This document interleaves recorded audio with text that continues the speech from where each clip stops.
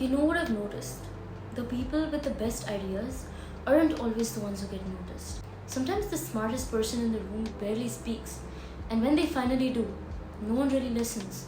Not because their ideas lack value, but because they never learned how to communicate them.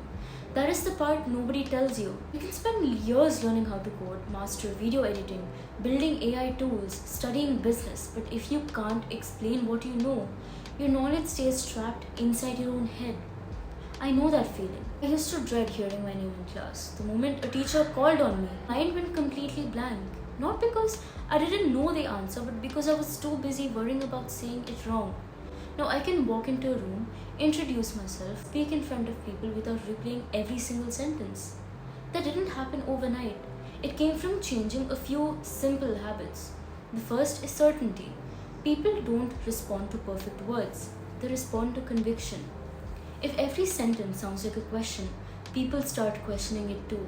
You don't need to know everything, you just need to believe what you're saying while you're saying it. Second, get comfortable with silence. Most people rush to fill in every pause. That's when the like, and you know creep in. But silence isn't a mistake, it's a tool. A short pause gives your words room to land. The strongest speakers rarely talk the fastest, they speak with intention. Third, become more interested than interesting. The easiest way to have better conversations isn't by saying more, it's about asking better questions. People remember those who make them feel heard, not those who spend the entire conversation talking about themselves. Curiosity is far more attractive than trying to impress someone. Fourth, remember that people see you before they hear you. Your posture, your eye contact, the way you carry yourself. All of it communicates something before you've even spoken a single word. And finally, learn to tell stories. Information is easy to forget.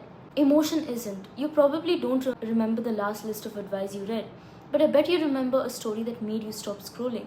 That's the difference.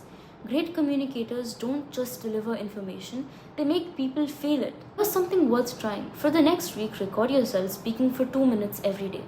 Talk about something you learned, something that happened, or a random topic, or an opinion you have, then watch it back. Don't criticize everything, just improve one thing at a time. One pause, one sentence, or one fix in your posture, or even one habit. Because communication isn't a talent you're born with, it's a skill. And like every skill, it gets sharper every time you use it. I'll see you in the next one.